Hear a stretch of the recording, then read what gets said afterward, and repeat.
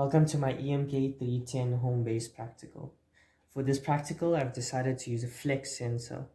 The idea for this is that it'll be connected to a person's chest or wrapped around a person's chest, and it will change voltage when flexed or unflexed.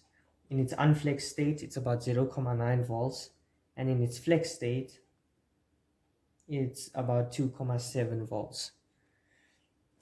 The LED that is on right now indicates that my system is waiting for the capacitive touch. If calibration is desired, you will have to have an interrupt on port B. So to display this, I have an LED on the leftmost side that will flash 3 times once I calibrate this. So if I want my upper voltage range to be 2 volts, a variable will be saved in the polling once I do this interrupt. So therefore the calibration was successful. Now I'm going to do my capacitive touch by touching the foil. Okay, the system has started. Now this LED indicates that the system is ready to go. This blue LED is the output for my PWM. This LED will go between bright and dim depending on whether I'm breathing in or breathing out. The next two LEDs are a white LED and a green LED, which I use for debugging purposes for the breathing in and breathing out.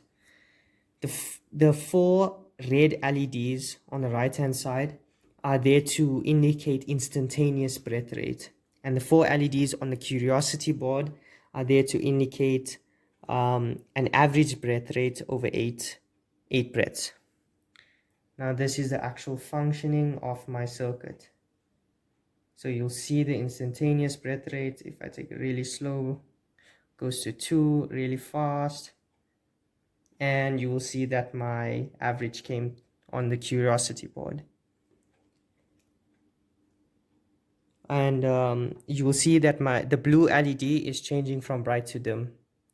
If you can get a close up on that.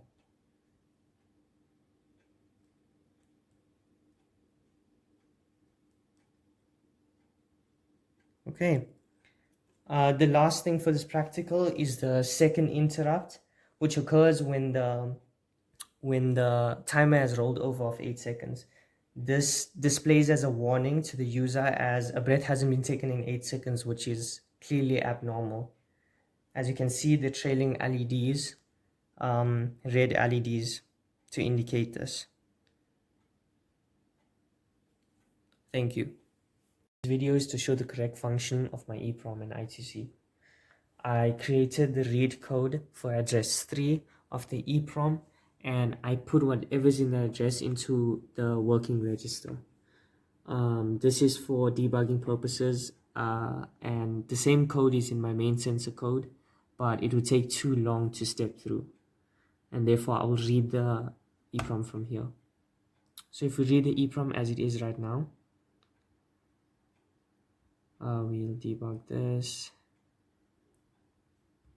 Okay, as you see, the working register contains a value of 0. Now if we go back to the sensor code and run that,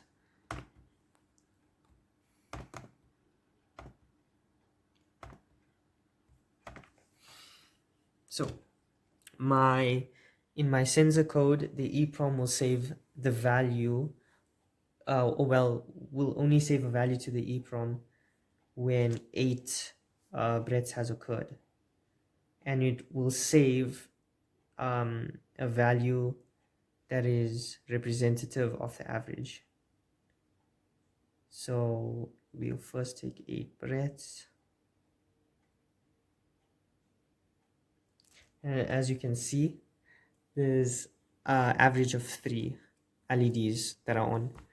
So just point to the computer. If we exclude this file and we read what was written to the EEPROM, let's debug, wait and see.